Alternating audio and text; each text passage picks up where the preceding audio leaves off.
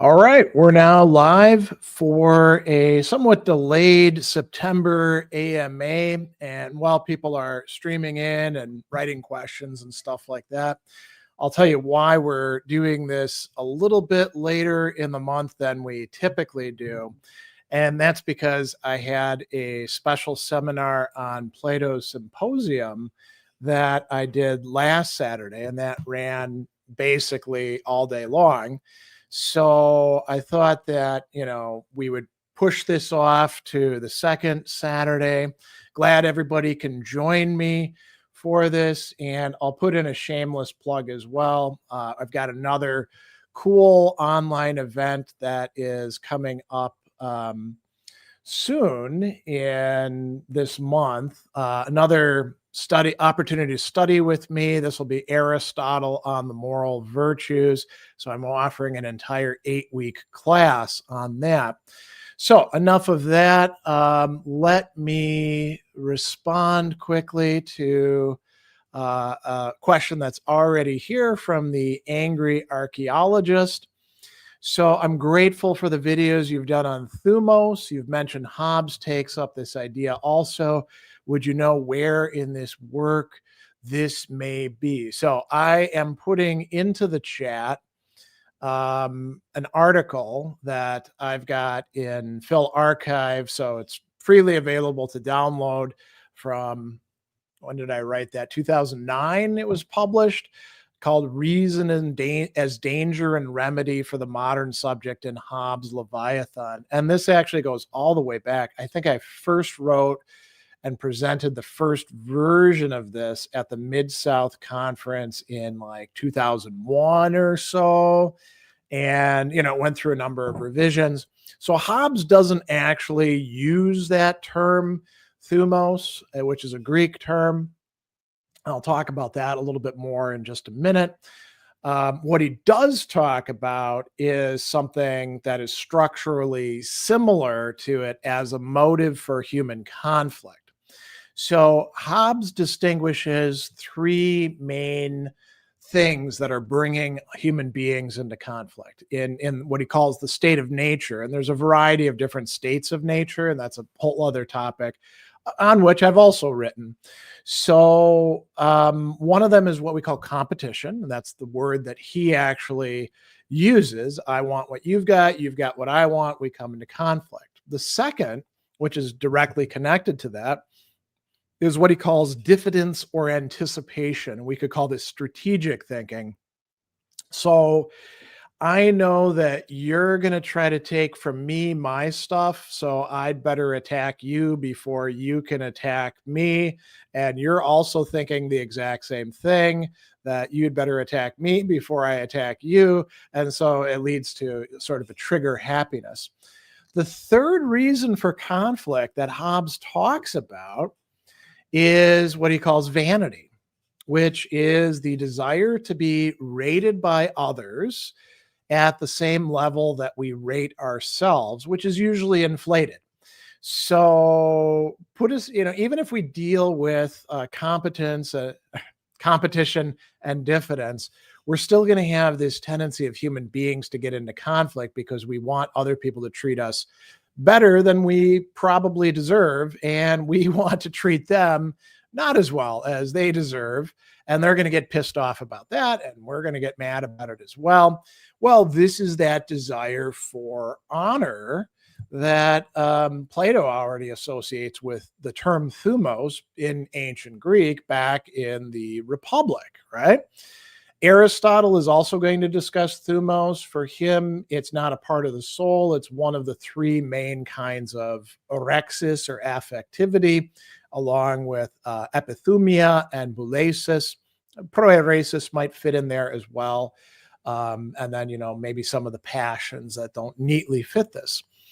And, this term, thumos, gets used a lot throughout ancient Greek philosophy by the Platonists, the Aristotelians, to some degree the Stoics, although they tend to frame it as one kind of anger rather than being the part of us that gets angry. It gets contrasted against orge by the Epicureans. So it plays a big role. It has a important role in Hobbes's thought, but not as thumos as such, you know? So if you read that article, you will see me referencing other people who've written about Hobbes, like, for example, Leo Strauss, who's very, very interested in this feature of thumos in human nature, perhaps too interested in it, all right? And anyway, you can go on and read the article if you want to, and that'll, you know, give you some starting points, you could say. Mark's here. Good to see you, Mark. Glad you could make it in. Let's see, another question. Zach, how do you remember everything you read? Well, I don't. That's assuming that I do. And nobody remembers everything that they read, not even supposed, you know, eidetic memory people. Everybody's going to forget something.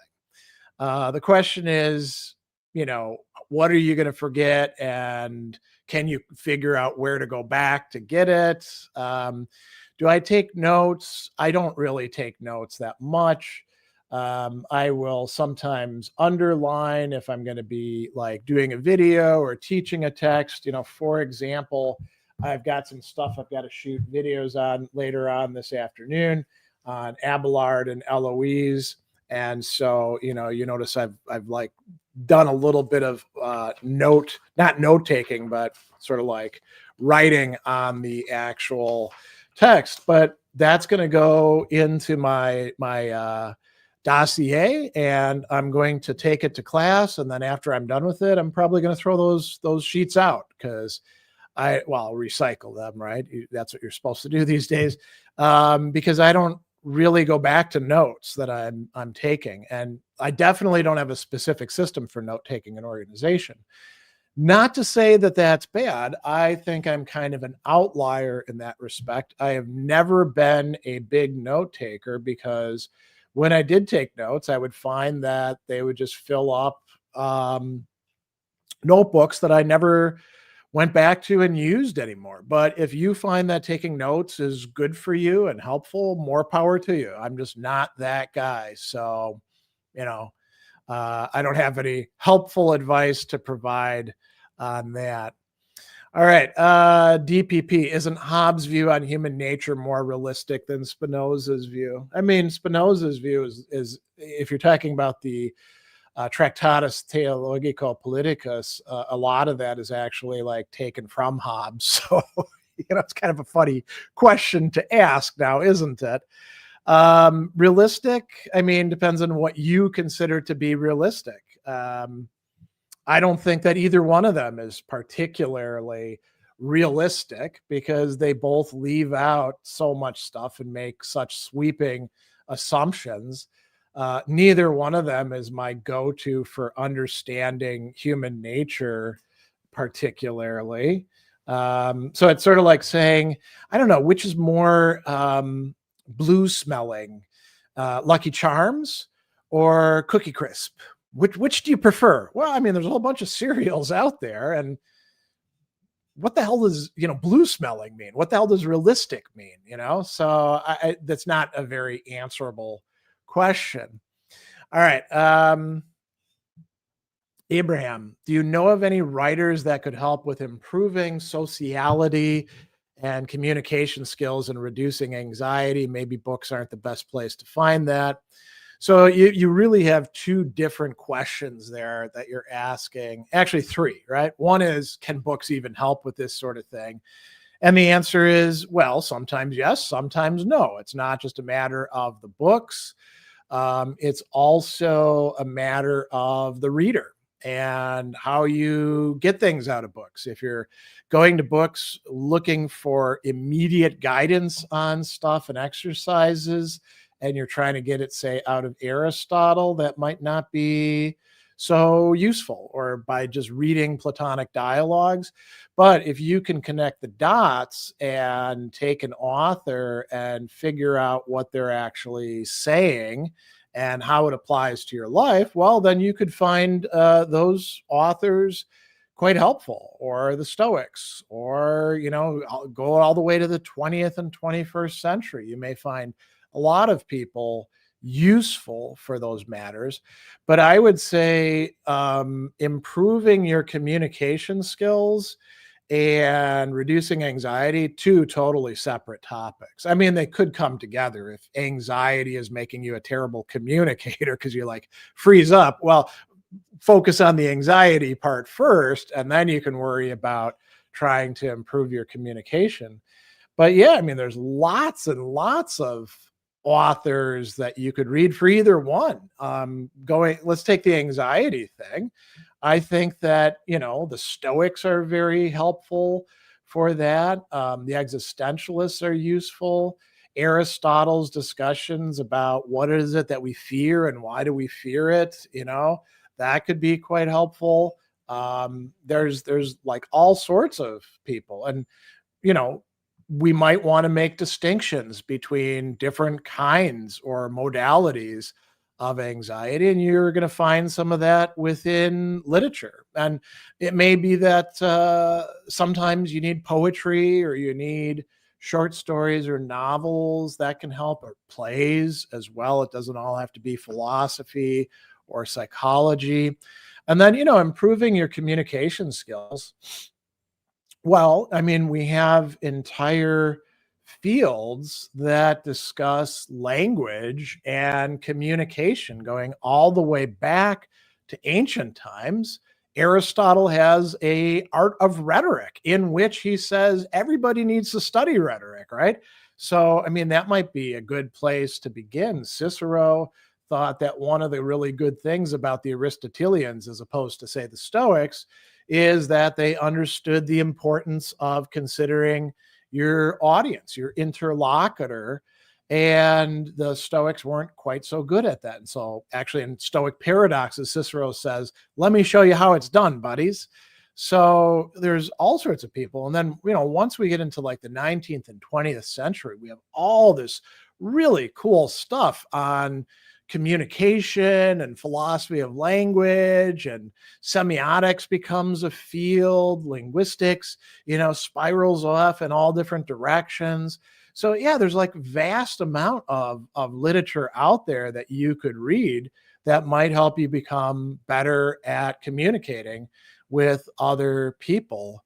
I mean, if you want kind of an oddball way out there suggestion, Perlman and Ulbricht's The Tetekas, The New Rhetoric, is an amazing book, which I, highly recommend. It's going to introduce you to a lot of philosophy of language and linguistics as they explore various dimensions of communication. So that might help.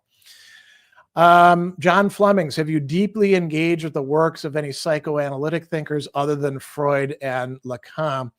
Yeah, I have, although, it's been a while. I think a lot of us, if we're interested in that sort of stuff, we read a lot of people when we're in that phase. So if we take like Freud and the early school, I've read enough Jung to know that I like his works where he's discussing other people better than where he's advancing his own stuff. And I'm not a fan of Jungians. Same thing with Reich. I'm not a fan of Reichian psychoanalysis, but I've read enough to know why I'm not, There's all sorts of other cool students of Freud who were associated in that circle who have interesting things to say. Lou Andrea Salome is one of them. She actually has correspondence with Freud. I think people think of her mostly in association with Nietzsche, but they forget that she was one of Freud's first female students, and that she also was engaged with Rainer Maria Rilke. So, and then, there's more contemporary figures that we can read as well. I'm a fan of Kohut and Winnicott and people like that. So yeah, I mean, I've read my share of the stuff and make use of some of it from time to time. Rod says, does literature make philosophical points that a philosophical treatise can't? If so, do you think philosophy can overstep on that ground? I mean, philosophy can overstep on any ground. If you're asking, can philosophy go further than it probably should. It's doing it all the time throughout its history, right? Can literature make philosophical points that philosophy can't? No, because it's doing philosophy then. Can literature make philosophical points that a treatise can't? Yeah, I mean, Platonic dialogues are not treatises, right?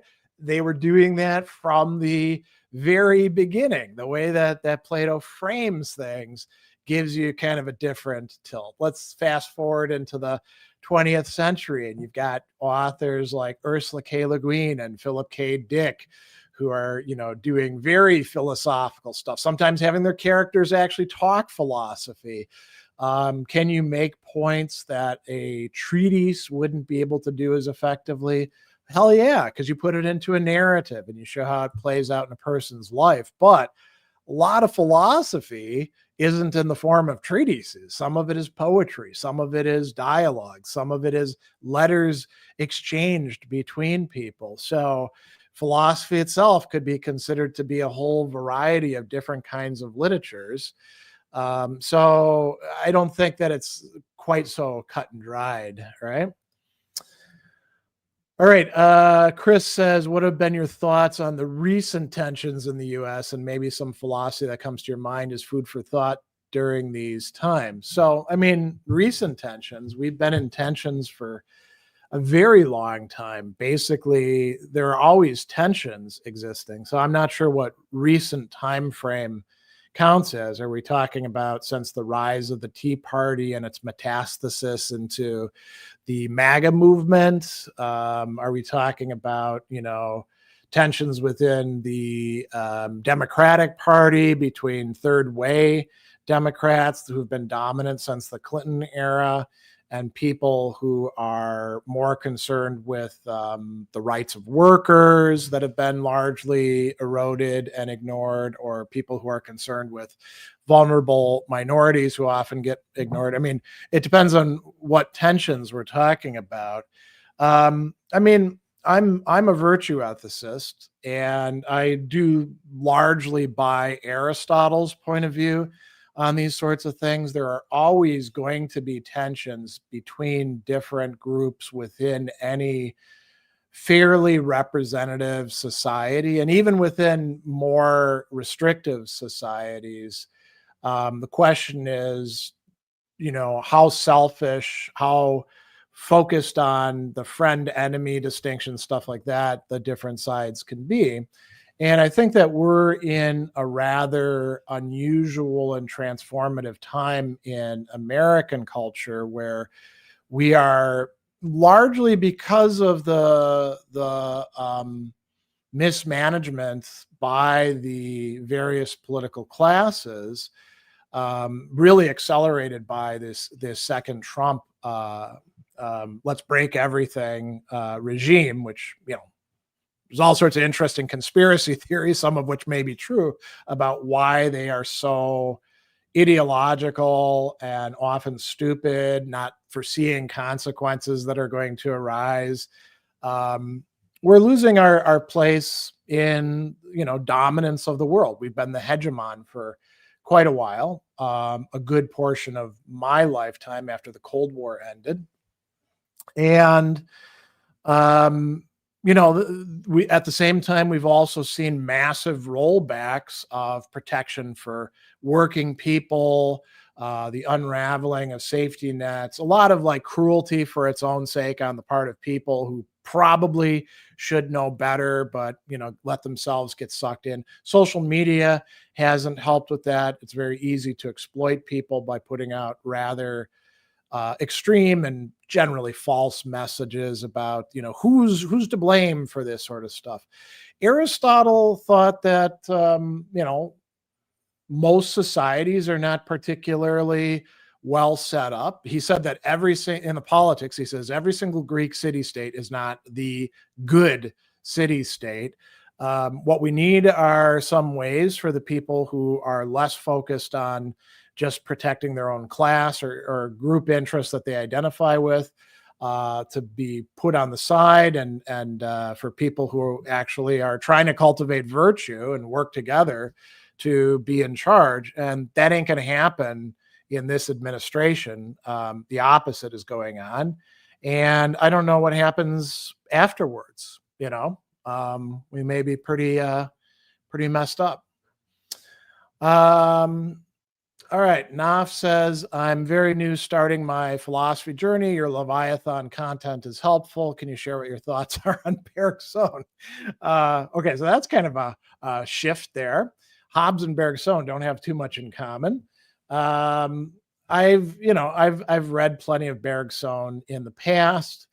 I think he's an interesting thinker. He's definitely somebody like Maurice Blondel, who's doing phenomenology before phenomenology becomes identified as a thing. And as a friend and colleague over at Boston College, Christian DuPont has very clearly made the case for in his dissertation many years back. Blondel and Bergson, and he's actually agreed, I would also say Marcel, paved the way for German phenomenology to make its way into France. So yeah, some cool stuff. All right, Lin, could you recommend some about Heidegger art, philosophy, thought, books, or article? Okay, so can I recommend a book or article about Heidegger's thought on art and philosophy? Yeah, he's got a piece that's called The Origin of the Work of Art. Might be worth checking out. He's got all sorts of other things where he's talking about artwork in various forms, discussions of mimesis. Heidegger's not like overly concerned with that, although he does really like poetry. He loves Hilderen, right? You can easily find places where he's discussing it, I would say.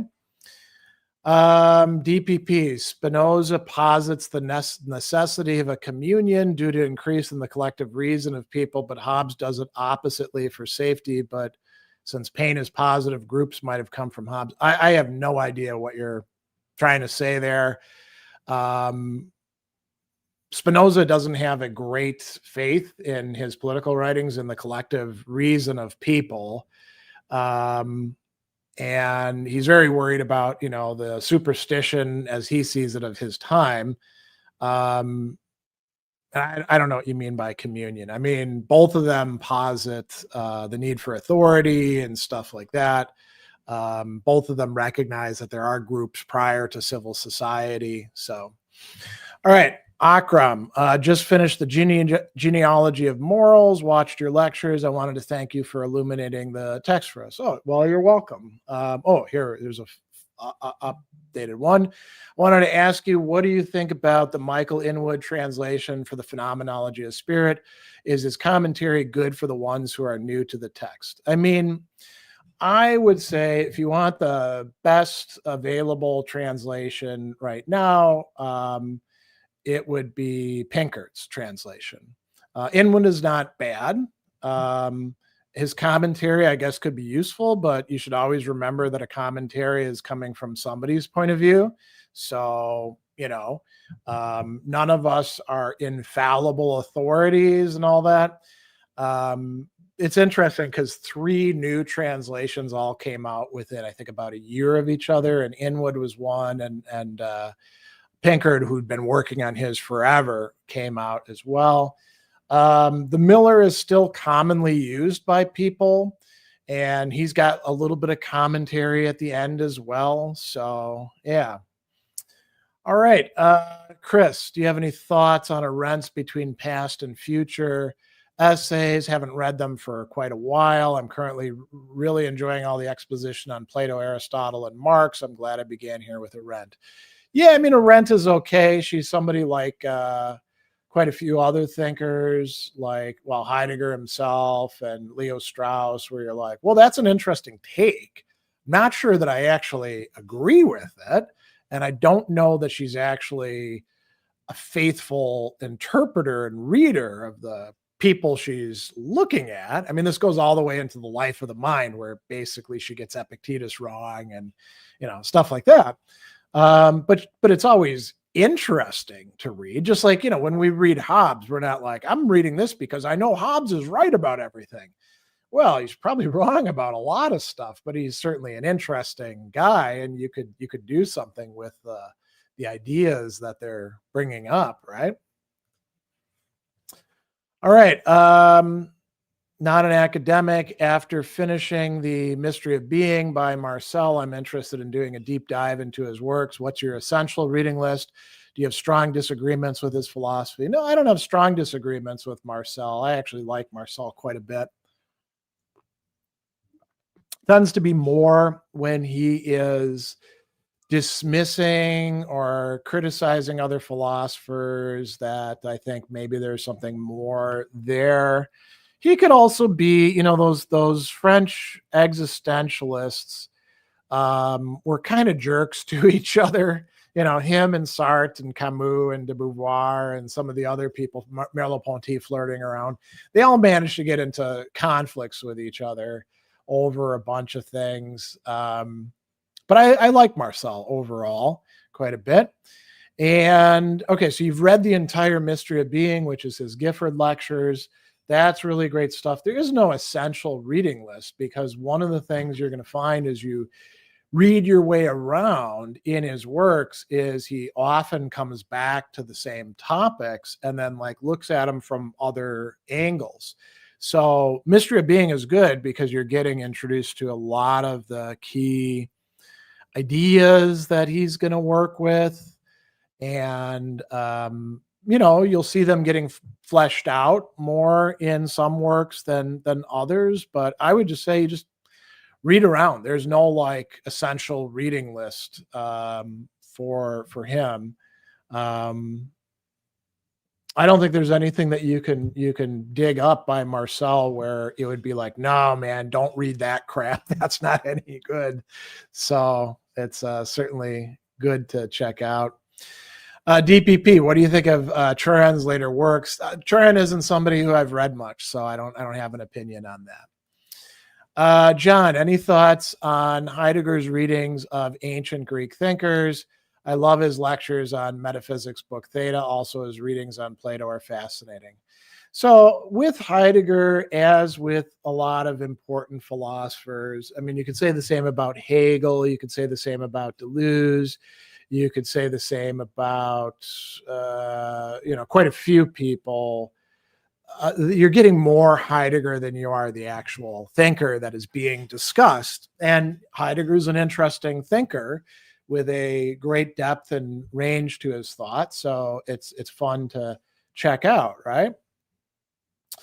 I think that Heidegger was to some degree more of a creature of his era than he realized. And he absorbed some prejudices coming really from the time of Hegel on forward about ancient Greek philosophy. And the biggest of those was that the real action is there in Plato and Aristotle and basically everybody who comes after them, with maybe the exception of Plotinus, is really second to third rate. It's, what the Stoics have to offer, or the skeptics, or later Aristotelians, or, Middle Platonists and Neoplatonists, again, putting Plotinus aside, is really not that good. And it's not as rigorous, or it's just kind of,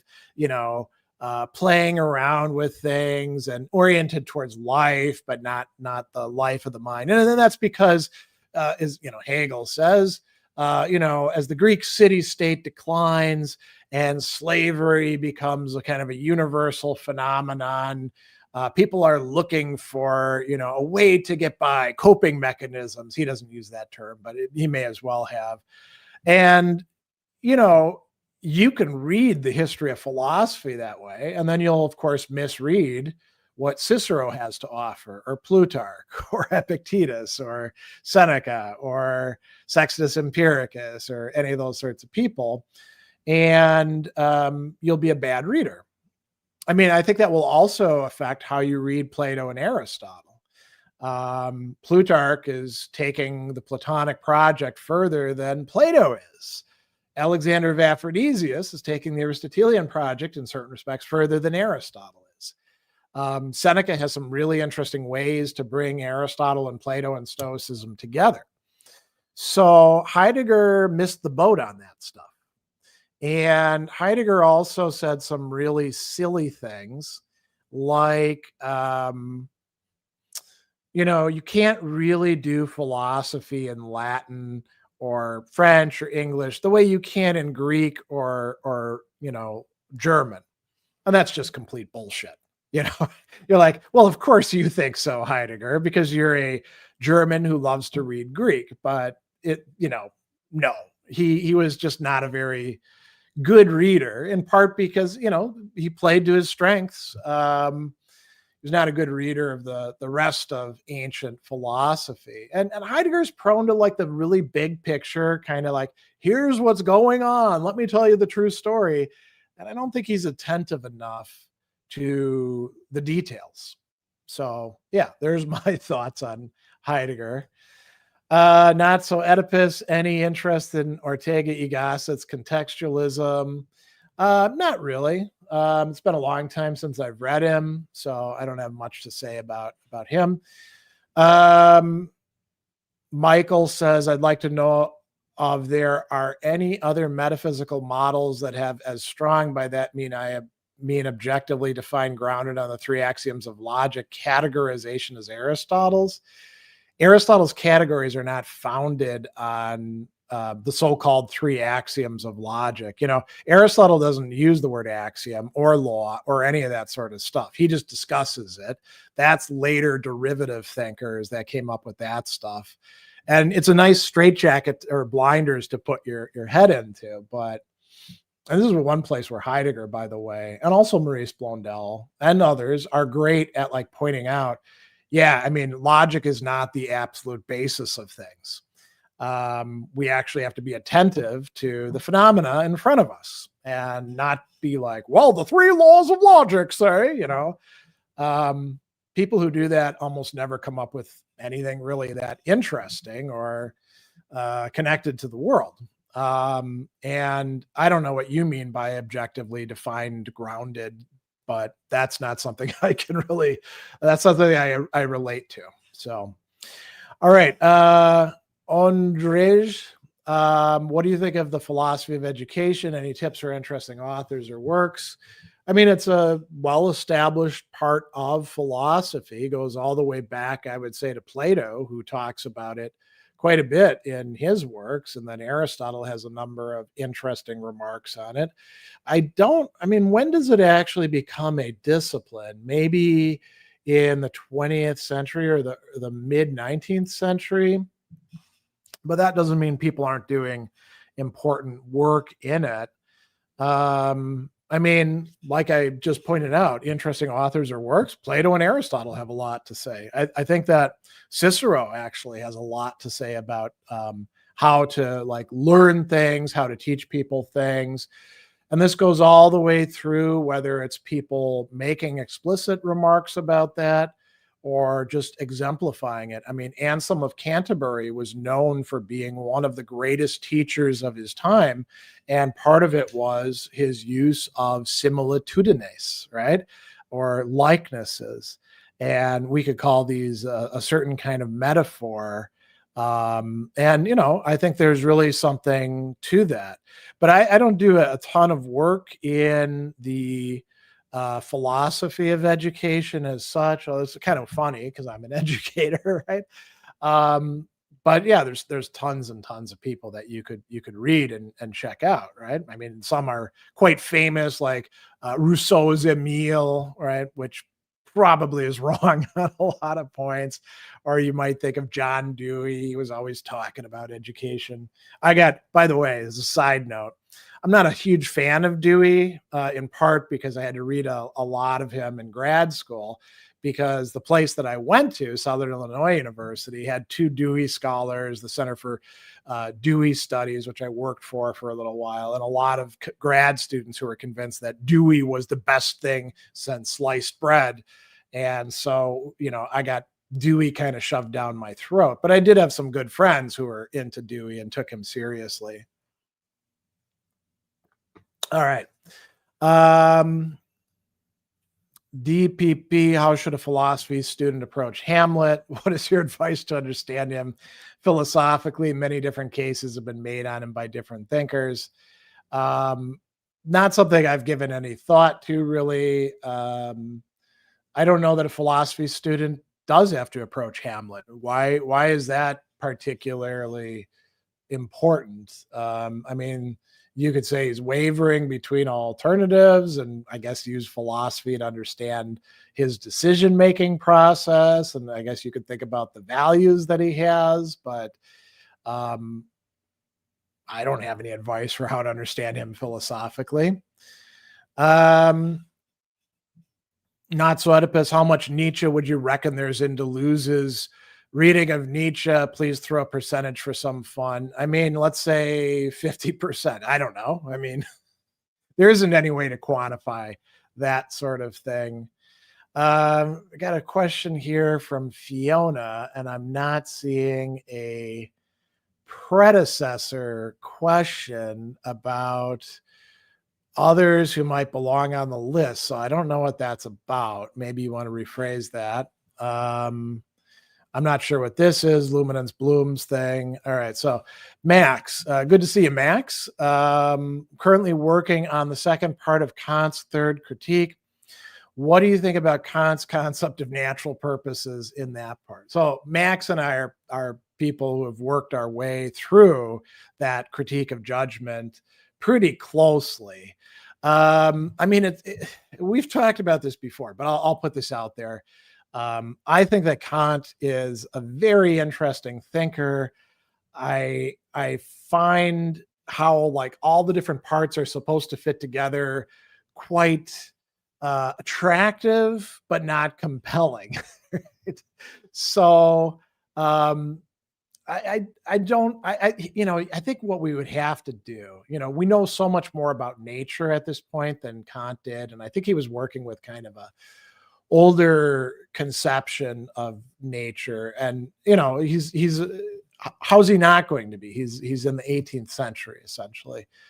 I don't think that it's, and as an account, I don't think it's compelling, but it does still remain interesting to study, right? Blank name, why can't chain of signification go on forever? Why, according to Lacan, do we need a master signifier in order to have meaning and coherence? Why does an infinite regress imply incoherence?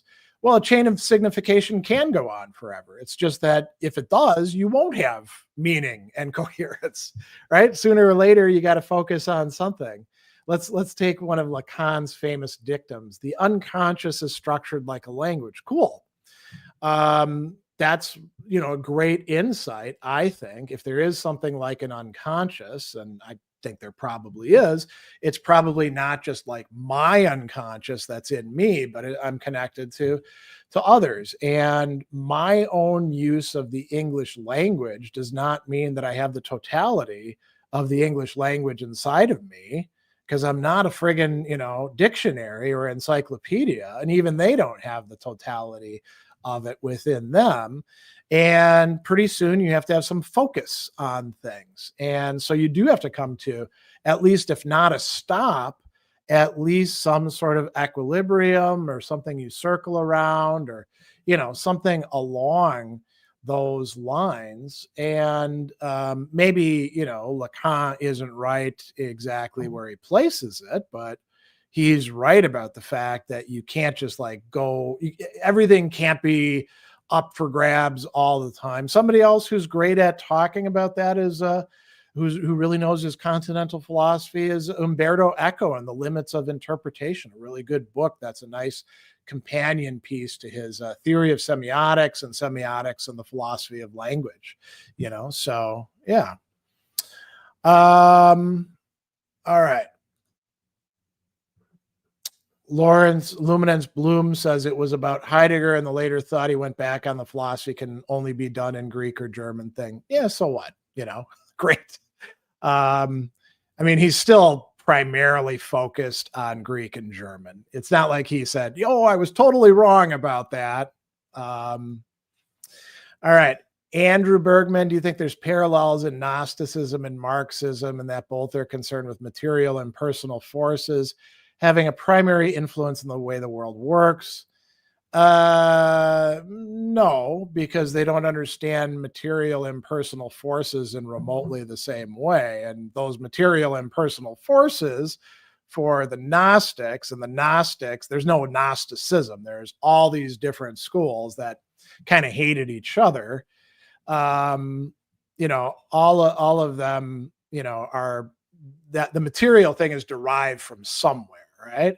It's not economic developments over time or anything like that. So, I mean, you can always find parallels between anything if you want to. The question is, are they good parallels, or are you drawing things that aren't really that similar to each other?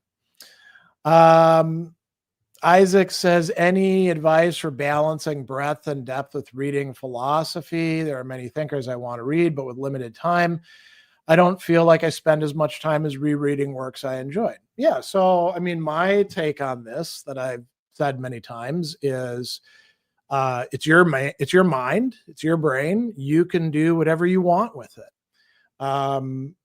It's not as if like philosophy requires you as its essential worker because you are the embodiment of world spirit or something. And unless you complete your quest properly, all is lost. We're not that central to philosophy or culture or whatever. And even if we were, who's to tell us that we have to go back and read this?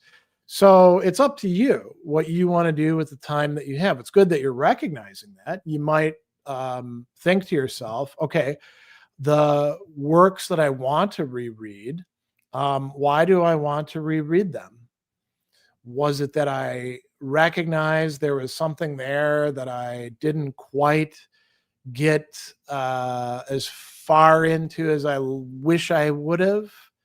Are there other things going on about that? Are there things where you're like, I know I didn't understand this, and maybe with another shot at it, now I'm a bit older and more experienced, I could figure out what Kierkegaard was actually saying here, or Nietzsche, or whoever, right? So that could be helpful. Maybe you'll be like, well, I want to go back and reread so-and-so, but now that I think about it, I don't really know what I want from them. And, when you do read other people, you may find interesting references back to some of the thinkers that you intended to reread, right? So that could be a good thing. All right. Let's see here. Rod Rice, you said poetry can express philosophy in ways that treatise prose. Well, prose is not treatise. So I said treatise. I didn't say prose, because letters are also prose, right? What about music? I mean, I guess, but you got to turn it into language if you're going to express it as philosophy, don't you? So, I usually it's going to be music that has language with it. Luminance Bloom, what are your thoughts on the continental analytic divide? Well, you can find an entire talk by me out there from about 10 years back on this. I think it's parochial, meaning that people who buy into it and think that it's a real thing are from a very small group of philosophy, because it leaves out all the other interesting ways in which philosophy is done in the present and has been done in the past. So it's sort of like saying, what do you think, to go back to breakfast cereals, about the Captain Crunch versus Raisin Bran divide? And you're like, wait a second. I can walk down the aisle and see 500 other kinds of cereal, right? Are you saying that these are the two main kinds of cereal? And like people could be like, yeah, you got to pick between them. Well, that's just stupid. You know? So, yeah. All right. Luke, good to see you here. I watched Andrei Tarkovsky's 1979 film Stalker months ago. I'm still ruminating on the philosophical themes. Are there any films that you find yourself returning to for their philosophical value? Yeah, Stalker is one of them. A Stalker is something where you kind of like experience it, right? I would say my still favorite movie of all time is Ridley Scott's The Duelists. Very early in his work, it's an adaptation of was it a Pushkin story? Great story. You know, these two guys, one's a prick, one's a decent guy. They're both military officers in the Napoleonic Wars. And the prick, who's motivated by his own egoism and pride, really wants to have a decisive battle with the other guy, who's played by Peter Carradine, not David Carradine, and the prick is played by Harvey Keitel. Great ethical themes. I do want to go back to a movie that I saw years ago and always intended to write something on it, Punch Drunk Love, about anger with, is it Emily Watson is in that, I think, and then Adam Sandler. So yeah, there's lots of movies we might think about that have some cool philosophical themes. Every once in a while I write about them. I've written about Dark City before. Probably should write about the 13th Floor. That's a good one, you know. Bankai some shit. I'm a massive fan of your videos. I wanted to ask the best way to approach reading philosophy in an academic setting where you'll be tasked with writing evaluated essays. Well, I mean, read what your professors want you to read, and maybe read it even more than they require. Remember that if you're writing evaluated essays, you're completing a task that has some sort of purpose to it, but it's not like the be all and end all of philosophy. I would say, you give them what they want, and then you do the stuff that you really want to do on the side and afterwards. That's my advice. And the other thing I'll say about that too is there's oftentimes kind of a mistake that people make in thinking that whatever their professors are bringing up is the the important stuff that you have to pay attention to, and the other stuff isn't important. At any given time, there's all sorts of people who aren't being read, who deserve to be read, and people who are maybe deserving of being read, but not as much as we do read them. And so, you have to develop your own kind of sensibilities about that. Martin Lang, what do you think of the cultural Marxism conspiracy theory that the Frankfurt School thinkers brought the seeds of wokeism to the USA? Well, to begin with, anybody who talks about wokeism, I consider them to be an idiot and an ideologue, and to be probably not worth talking with, right? Because that's stupid. You can talk about like the original sense of woke if you want to. You can talk about people being for social justice. I mean, think about the fact that we have all these terms that people on the right who are not serious thinkers have coined to like attack their opponents. Cultural Marxism, that's one of those terms. And so as soon as somebody says that, you're like, okay, I'm dealing with somebody who's either well-intentioned but poorly informed, or I'm dealing with somebody who's just a grifter, or I'm dealing with somebody who's kind of stupid, right? And the idea that, I mean, if you know your history of philosophy, the idea that the Frankfurt School of critical theory is directly connected to the vast field of things that right-wingers like to call wokeism, that's laughable. That's crappy history of ideas. And if somebody wants to do that, again, they're poorly informed, or they're an ideologue, or they're a grifter, or they're just, stupidly repeating what other stupid people have said. So when somebody says those sorts of things, I mean, especially now, I mean, if somebody's talking about cultural Marxism after the term is no longer really being used by the right wingers, you could be like, wow, man, not only are you wrong, but you're out of touch. Your own side uses other language now. So I would say, that's my reaction to that. Michael Voltron, I encountered what Pseudo-Dionysius says about God as beyond being or non-being, which breaks the excluded middle, wondering if there's others who avoid such propositions. I mean, Heidegger's one. You can read his stuff where he talks about logic, right? There's all sorts of people out there, and not just in Western philosophy. You can find it in some, Indian thought and some Chinese thought as well. So, all right, Fiona, both Heidegger and Nietzsche said truth and existence can't be described in language. Your opinion on this? No, they didn't say that. So that's a non-starter. You could say, if you want to actually be more faithful to Nietzsche and Heidegger, they said there's some aspects that are difficult to describe in language, and that language always falsifies to some extent. But they didn't say that truth can't be described in language. Heidegger has a whole essay on, truth is aletheia. So, I mean, if that was what he really thought, that essay wouldn't exist. So Heidegger actually uses the word existence, right? So I think you could say that wherever you got that from, you probably want to get rid of that. Kyriakos, as a third-year undergrad philosophy major, what can I work as parallel to my studies to slowly ease myself into the philosophy space?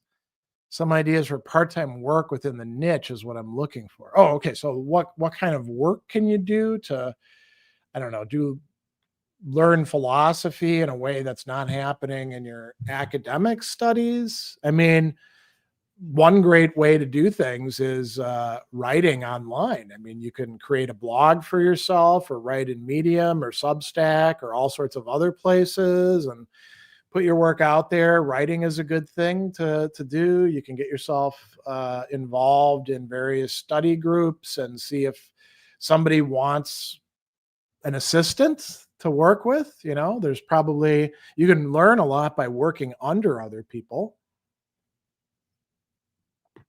I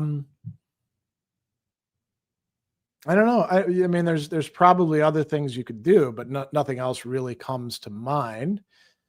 Not an academic. Any advice for my final stretch in grad school? This semester I have to read the whole Phenomenology of Spirit, Spinoza's Ethics, and Sartre's Critique of Dialectical Reason. I'm a bit overwhelmed with reading. I mean, it's your final stretch, so you've got the proverbial light at the end of the tunnel, and you can remind yourself that I'm not going to have to do this for semester after semester afterwards. I would say of those three works, obviously Spinoza's Ethics is the easier work to begin with, and it's much shorter. I mean, I think you can, if you've been in grad school for a while, you can read the ethics over a weekend and get what you need out of it.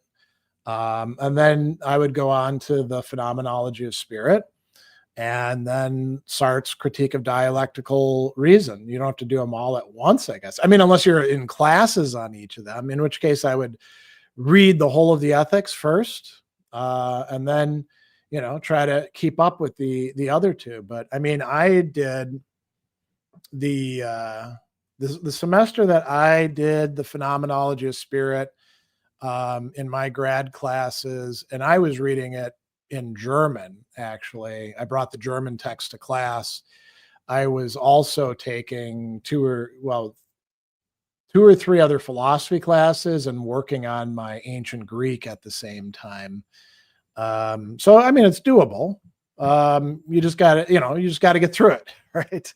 So, all right, Max, what are some of the things that distinguish a certain interpretation of a work and what an interpretation is trying to do? versus just a good, solid understanding of a work. For example, if there is, let's see if there's a follow-up to this. Rough criteria to distinguish an interpretation as a mere good understanding and comprehension of a philosophical text. That's a good question. So a good understanding, right? Something that is conveying that the interpreter really does understand, but not maybe perfectly, what the author is saying, versus like, say, a completely masterful interpretation. I think I'm maybe understanding this right. And then you could also have like great interpretations like those of Heidegger that are like, yeah, I don't think that's what Aristotle's saying. But it's interesting nonetheless. Yeah, I'm actually a fan of just being competent when you're engaging in interpretation, not getting the stuff wrong, catching the illusions.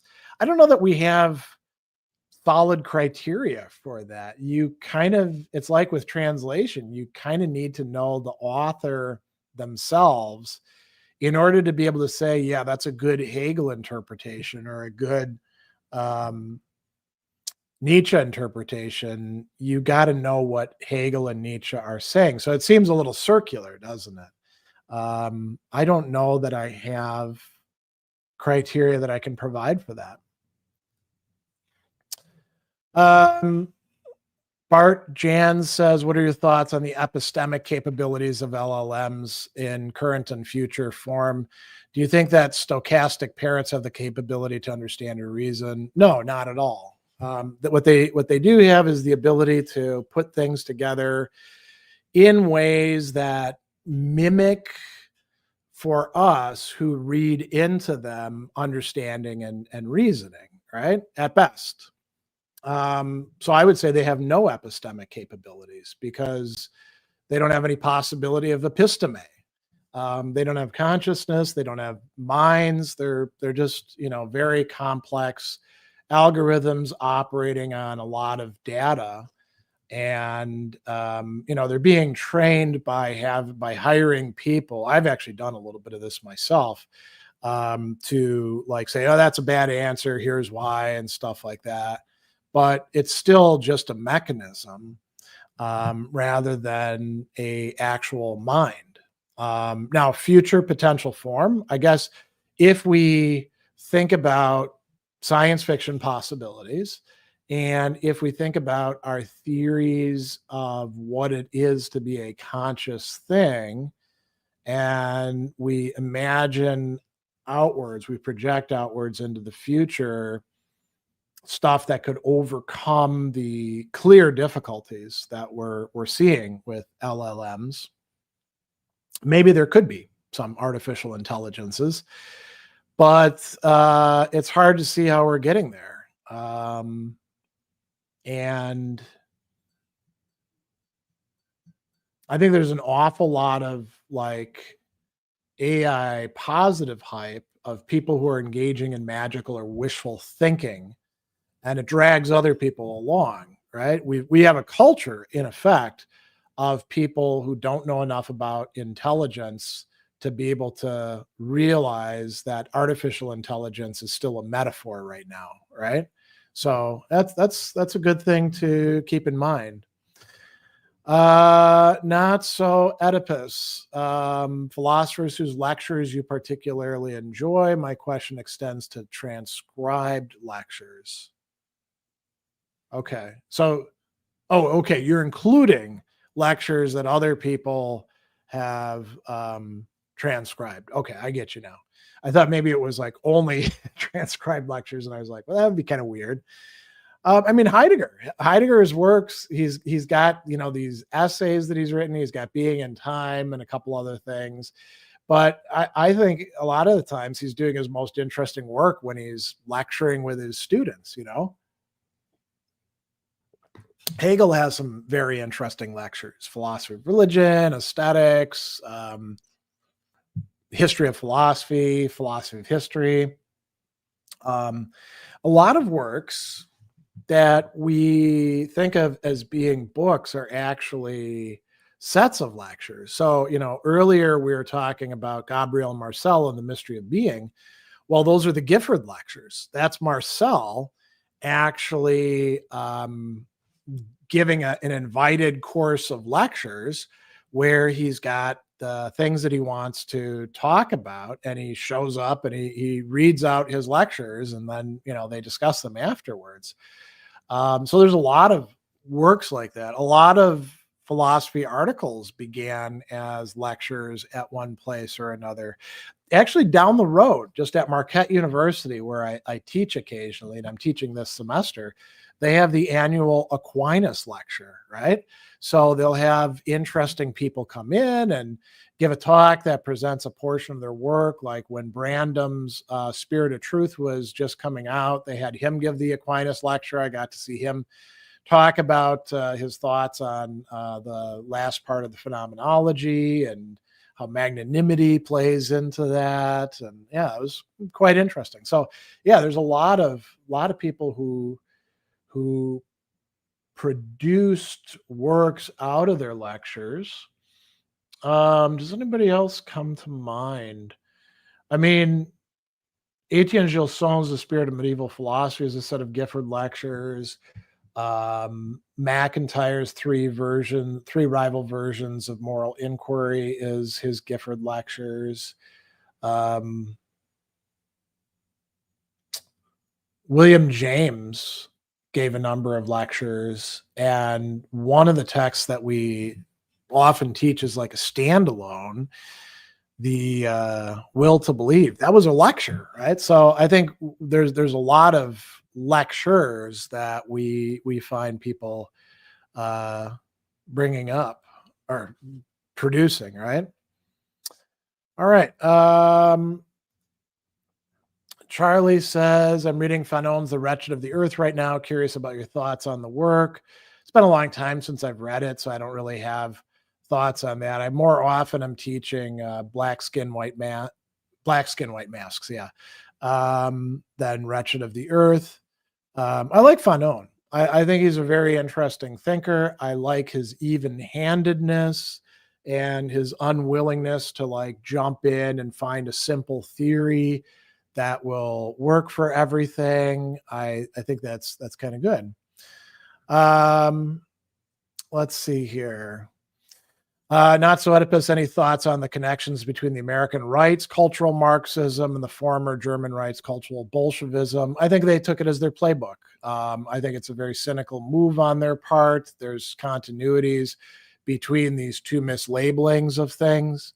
And it's not a surprise because the American right is indeed, in many respects, influenced by National Socialist and fascist ideology, more so now in the last 20 years. That's become part of their mainstream. So, not a surprise.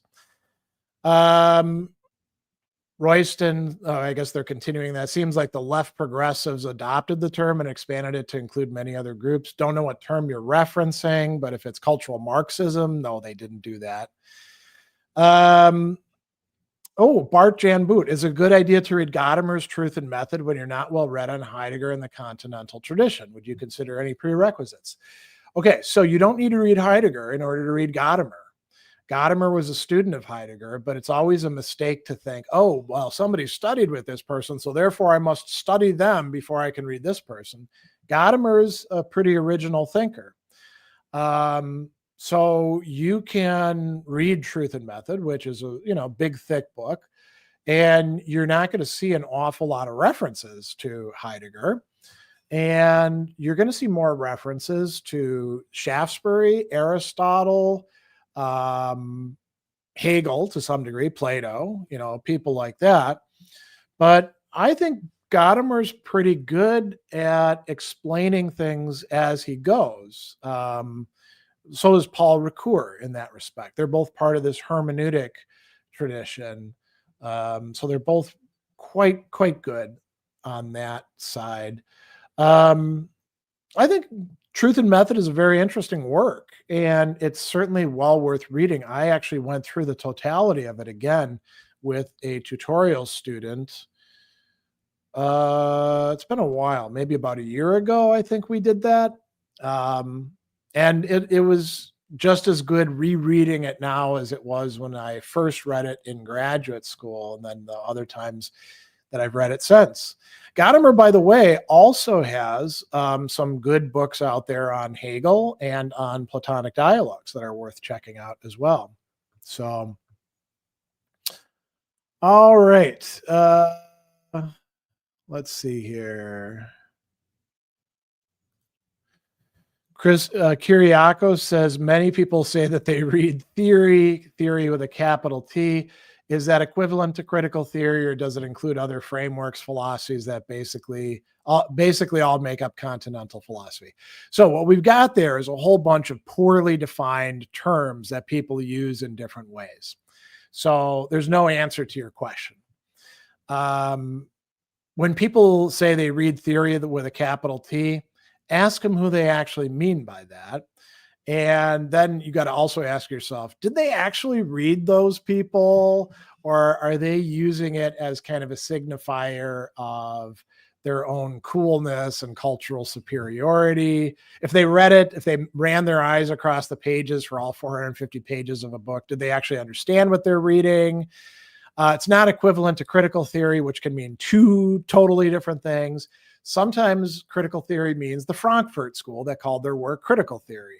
There's also a vast plethora of other stuff that is not Frankfurt School connected at all that calls itself critical theory, and not just in philosophy, but in sociology and in literary studies and in rhetoric, and on and on and on and on and on, right? And continental philosophy, not a very well-defined term either. Does that include thinkers like Maurice Blondel? I mean, a lot of people who do so-called continental philosophy don't know who Maurice Blondel is, but he's certainly a continental thinker. He's dialectical. He was doing phenomenology before it was called phenomenology.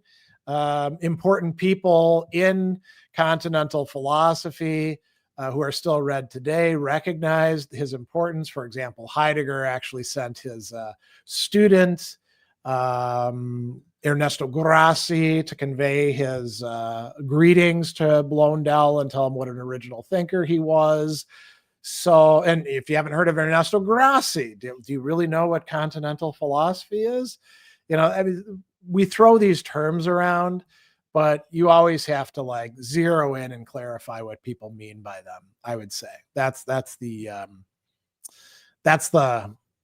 probably more complete answer. All right, Michael, I watched a video about Platonist mathematicians as well as nominalists. Eye-opening to see philosophies and math. In your opinion, is math transcendental? Usually we don't talk about Platonist versus nominalist. So whatever video you watched, I would probably be a little suspicious of that. Usually we talk about Platonism in mathematics, formalism in mathematics, intuitionism in mathematics, and then a few other outliers. Like, for example, John Stuart Mill thought that mathematics was actually empirical. Not a lot of people buy that. So yeah, there's long-standing discussions of what are mathematical entities, what's going on when we do mathematics. And it might be different. There might not be one single answer for all the branches of what we call mathematics too, by the way. Is math transcendental? It depends on what you mean by transcendental. If you mean in a Kantian sense, I mean, pertaining to the conditions of the possibility of having knowledge about stuff, I guess so.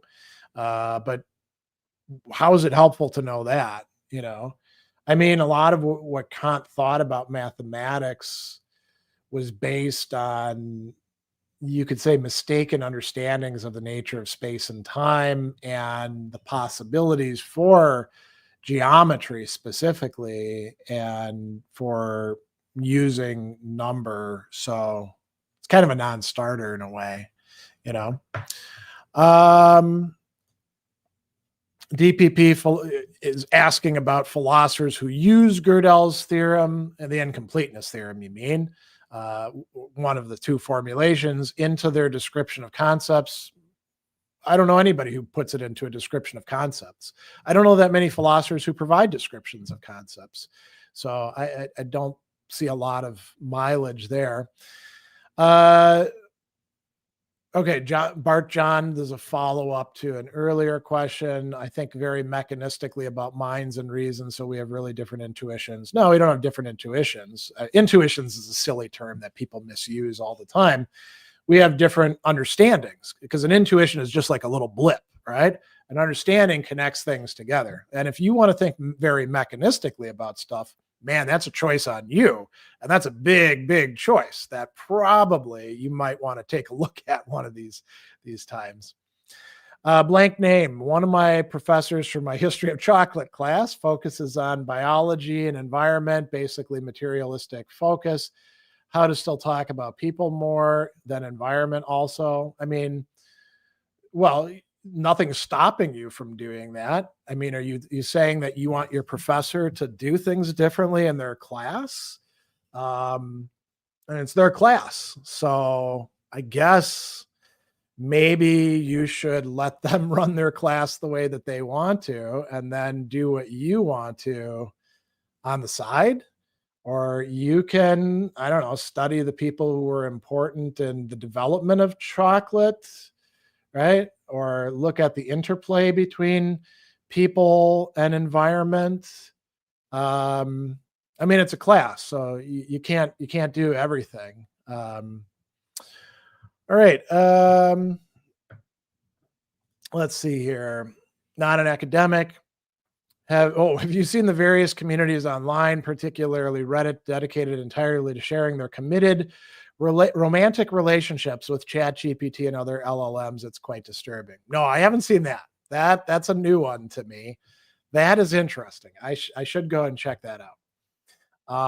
The idea that you would knowingly engage in romantic interplay with a LLM strikes me as really weird, that a person would deliberately do that, because I mean, you know what it is. And so it's like, I don't know. I mean, back in the day, right, we had all sorts of things like that. Like you could get onto phone sex lines and pay, I don't know how much per minute, because I never did that kind of stuff, but I knew people who did, and they racked up pretty big bills. And you're talking with somebody who's like, they don't look remotely like, or they might not look remotely like what you're picturing. And they're like, yeah, I'm taking my clothes off now. Let's have some sex. I mean, it's weird to want that sort of thing. I mean, at least if you're looking at porn, I guess you're watching somebody, it's probably staged, but you're watching somebody who was doing something at some time. It's not purely imaginary. If you're reading erotica, I suppose you're kind of closer to like how people actually might interact and think, although some of it's pretty far-fetched. But to do it with an LLM, weird, all right. Phoenix, I was wondering what you thought of Mark Fisher and Nick Land, if you've heard of them.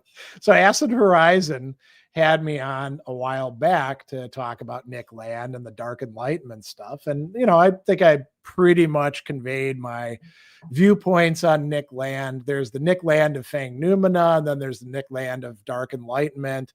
And the Nick Land of Dark Enlightenment is just basically a sellout, I don't think that he's doing anything interesting there. Fang Noumena, I don't know why that became such an important text, because he's not doing anything that we weren't doing already in continental philosophy circles in the 1990s. We were all writing shit like that and talking like that. And it was very fun while we did it, but it was all kind of bullshit, at least a lot of it. I mean, there's a few essays in there where you're like, okay, there's an insight there, but he doesn't provide any sort of real exposition or argument. He's just kind of stringing shit together. So I don't take Nick Land very seriously, and I don't take people seriously who take Nick Land seriously. Mark Fisher is better known for the notion of capitalist realism, the idea that we're stuck in a configuration now where we really can't think our way past capitalism. There might be something to that. I mean, to that, you could always counterpose the ubiquitous Ursula K. Le Guin quote that's quite short, where she's like, in the old days, people thought that the divine right of kings was just the way things were going to be, and you couldn't possibly think your way past that. And look where we are today. So I don't really, they're both, kind of popular thinkers. I would say that Fisher is probably more interesting than Land. There's probably more truth to what Fisher is saying than what Land was doing. So yeah. Not so Oedipus, any questions you wish people would ask you more? Not really. I don't come into this like hoping for somebody, ooh, give me a softball, cue this one up for me. So I don't really have that. I just see what people have to say, right? All right. Bart John Boot has some things here. Oh, I guess this is a conversation with not an academic, so I'm going to skip over that. Barnett, how should the left be campaigning so it's felt by people to be relevant to their lives and have a chance of winning the argument against the right? Well, you're not going to win the argument against the right. So there's part of the thing right there. Politics is not an argument. Politics is an incredibly complex field that's connected with a bunch of other fields. And how should the left be campaigning? I mean, I think the left often is campaigning quite well. It's just that the party that we have here, that's the effectively centrist party, the Democrats, is dominated by the establishment people that became third way Democrats 30 years ago, roughly, maybe a little bit more. And they dominate things, and they essentially try to, they're okay with where the right has gone a lot of the time, because they don't put up a hell of a lot of resistance to it. So there isn't much of an actual left here in the United States. I would say that you're always going to get more progress out of focusing on what working people need and do and stuff like that than focusing on fairly narrow, what they call identity politics. I would say that's a significant part, but unfortunately, the party that hasn't gone like into complete craziness, the Democrats, they're not very interested in that sort of thing. So I don't think that there's a matter of like just finding the right way of approaching people. I mean, when Democrats take up traditional leftist positions and favor working class people policies, they win. I mean, I don't know why they don't get that, but that's the road forward. All right, Eli, I figured this would come up. Any thoughts on the Charlie Kirk shooting? Feels like an absurd situation. Yeah, that's a good way to describe it. It is absurd. Kirk was somebody who was perfectly willing. He went on record as saying, school shootings are the price that we pay for the Second Amendment. So him getting shot at a school is kind of par for the course. It's kind of ironic in the modern sense, right? He was also, he espoused very, very publicly, very clearly, a lot of terrible positions on things. He seems to have been a pretty bad actor, I know there's a lot of people out there who are like, he was speaking truth to power. No, he was taking money to basically support the noxious forms of power. And, Interestingly, there's some conspiracy theories floating around out there. He called for the release of the Epstein files, which, that's a no-brainer. We should have that out there. We should know who that bunch of pedophiles were. And anybody who's like standing in the way of that, they're a pedophile enabler, and probably quite a few of them, their names are in there. And could be that he was shot. It was a, special ops thing. Or it could be that this kid that they've got, who turns out to have been a right winger, a fan of further right positions, was the one who did it. It's interesting that the right wing has taken this as an opportunity to like totally lie about, who the shooter is and why they did it. They love the word snowflake, but man, the people on the right wing here in the United States are the biggest snowflakes of all.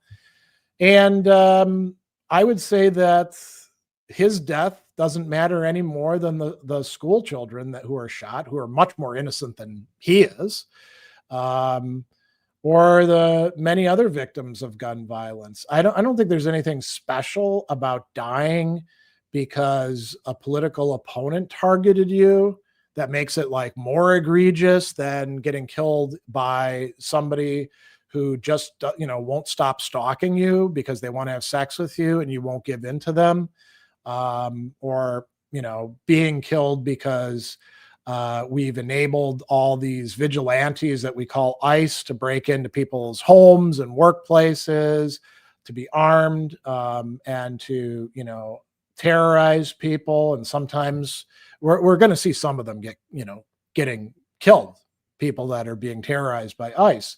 I would say that I don't view what happened to Charlie Kirk as any worse than anybody else's getting shot, and to turn it into this like cause celeb. It's clearly political motivation on the part of the right in doing that. And that's part of what gives rise to those conspiracy theories, because people are like, cui bono, right? Whose benefit is it for this guy to get shot? Sure as hell isn't the left. A lot of people on the right are getting a lot of benefit out of it. And it is absurd, the fact that we're here at this point with thousands and thousands of gun deaths in this country, when other countries have been able to like curb that. And, it's the same thing with like healthcare. We're like, oh, no, we can't do anything about that. We're a developed economy. And you're like, every other group, every other peer country has got this crap figured out because they got the political will, and they're not like sucking on the NRA teat or the, insurance company teat or something like that. Those people haven't corrupted the politicians so much. So that's my thoughts on it. Leggy, have you considered applying beard oil to your beard so you don't have to scratch it so much? I don't really scratch it. I straighten it out. And no, beard oil is gross, and weirdos use that kind of crap, It's weird that you'd want to waste a question on that, Royston wants to make a point that we all know. Woke originated in Black American thought circles. Yep, that's the case. Thachman, why do so many philosophers think that thinkers like Hegel were saying nonsensical things? Because those philosophers are stupid and don't read books the way they should. I don't know many people in my circles who think that Hegel was saying nonsensical things, because when you say stuff like that, you just seem stupid, all you have to do is like read his stuff and you could be like, well, this isn't nonsense. Kyriakos, have you always read more than one book at a time? Do you focus on one book till you finish it and then move on to the next? That's kind of a big either or. Sometimes I do one, sometimes I do the other. Usually I've got more than one book going on at the same time, but much of my reading these days is actually rereading, because much of my reading is for teaching, either like producing videos like I'll be doing a little bit later today, or teaching classes, or leading seminars, or giving talks, or stuff like that, or writing, things on people. So I don't like read books cover to cover much of the time. I'm like going to certain sections. Obviously, when I'm reading like fiction, I'm usually reading cover to cover. But if I'm reading like a philosophical text, I might only, depending on what I'm doing with it, I might only be reading a portion of it to prepare for a lecture or something like that. All right. Ollie, is the ethics a good starting point for Spinoza for someone who knows absolutely nothing about him? No. I mean, you can try. There's nothing that says you can't open the book and like see where it takes you, but you'll be like, what the hell is this shit, right? The way that Spinoza is conducting himself in the ethics is really strange. It's this semi-geometrical presentation of stuff, and you kind of have to know something about the terms that he's using because they're philosophical terms in order to make sense of what he's saying. I mean, if you wanted to begin with a book with Spinoza, I mean, the two places that I think I would suggest starting, one would be the Theological Political Treatise, which is not going to really help you with the ethics much. And then the other could be like the Principles of Cartesian Philosophy, which he wrote early on. It would help to know something about Descartes to do that, though. Yeah, Spinoza's tough. There's no like easy way into his thought, I would say, unfortunately. He's an interesting thinker. I'm not a big fan of him, but I don't think he's terrible either. Abby, how would a Stoic deal with a lifelong injury? Well, probably recognize the fact that it's a lifelong injury. And if it's lifelong, it's probably not going to get better. And then figure out what you want to do about it. I would need more to work on to answer a question like that. Barnett, a brief peruse through Sloterdijk's poems, and I can't help but wonder, is he really good as a philosopher, as people say, or just good at marketing? I don't know, because I don't really read him. Phoenix, would Epicurus believe the idea of achieving a dream physique is a necessary desire? There's nothing necessary about that. Necessary desires are things that you're going to die if you don't do, right? Like eat and drink. So that one basically answers itself. Lyndon, good to see you. Have you ever gotten into heated debate with folks who dismiss non-atheists? Yeah, I guess a couple times. I mean, the debate would be with an atheist, right? And you get your like reasonable atheists, or you got your like militant crusader atheists who are usually kind of jerks, and the atheism is just a cover for it. Just like you got like militant vegetarians and vegans, and then you got people who recognize that not all of us have to be that way, right? I don't get into too many heated debates these days because, first off, if it's online and somebody wants me to debate them, they got to pay me, right, to make it worth my time and aggravation, because I think debates are usually kind of dumb. Discussions are great, conversations are great, but I don't think debates are very useful. And then, in personal life, if somebody wants to debate me and I can tell like they're coming from some weird place, I'll just be like, yeah, I'm not gonna debate this with you, bro. I don't know, maybe you want to go work on your personality a bit before you try to have discussions with people in civil society or something, right? Sockman, would you plug into Nozick? So Nozick's experience machine that he sets out as a thought experiment in Anarchy Utopia. I'm blanking on it. Anyway, it's a cool thought experiment, right? So you could pick whatever it is that you want and go into a machine, and you could even set it for like, a certain amount of years, and you're going to experience exactly what you set yourself up for. It's what we nowadays call virtual reality. Nozick thinks that you wouldn't, because you want to actually have real experiences. And every time that I bring this up with my students, some of them say, yeah, I get that. And some are like, nah, man, the machine for me, right? And Nozick has a succession of other machines after that too. that could like supplement it. I wouldn't do it myself because I like real stuff. But I think a lot of people are attracted to that. So,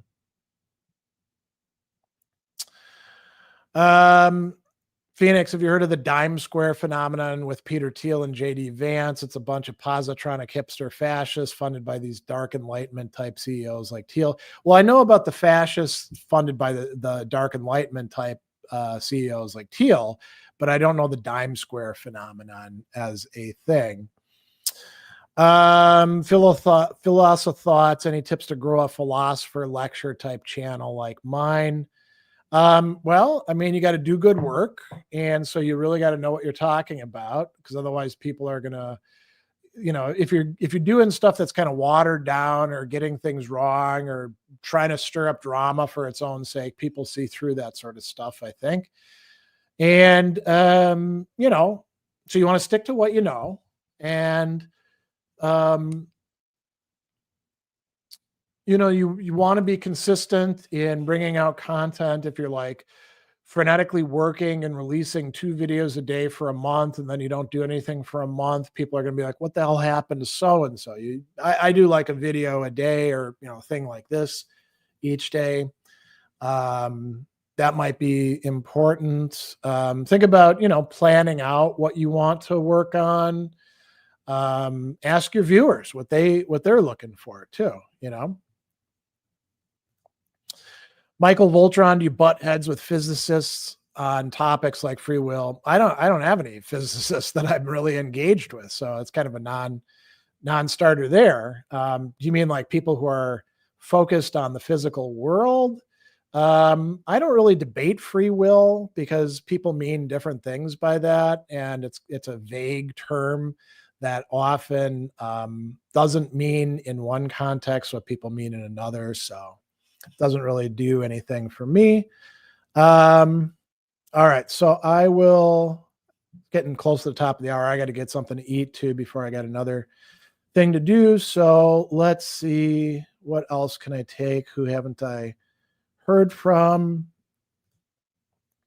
Phenomena Librarian, do you think that a young couple unmarried should take therapy together in addition to conversation to understand each other's cultural differences, like different food habits, attitude to animal life? It couldn't hurt, especially if you have any areas that are causing you concern. Doesn't have to be a therapist necessarily, some sort of third party who you trust, who you think is going to be, honest and fair with you. I think that's a great idea. Oftentimes people are like, no, it's our problems. We'll handle it on our own. But a lot of times we want help. LLYD, are there any critical thinking textbooks that you recommend? Unfortunately, you're going to be a bit disappointed because I haven't been teaching critical thinking for a long time. So I haven't stayed on top of the field. So, that's not something that I have. I'm not current on it. We used Moore and Parker, which is okay. I've never found a critical thinking textbook in the past where I was like, oh, this is amazing. This is awesome. But they're all kind of covering the same ground. And you don't even need to buy them. You can go to the library and easily, find a whole shelf of them that you could check out. So, all right, I am going to finish up here and thank everybody for joining in and your questions and comments and all of that sort of stuff. I got to get something to eat before I've got to do another event at the top of the hour. So I will see you down the line.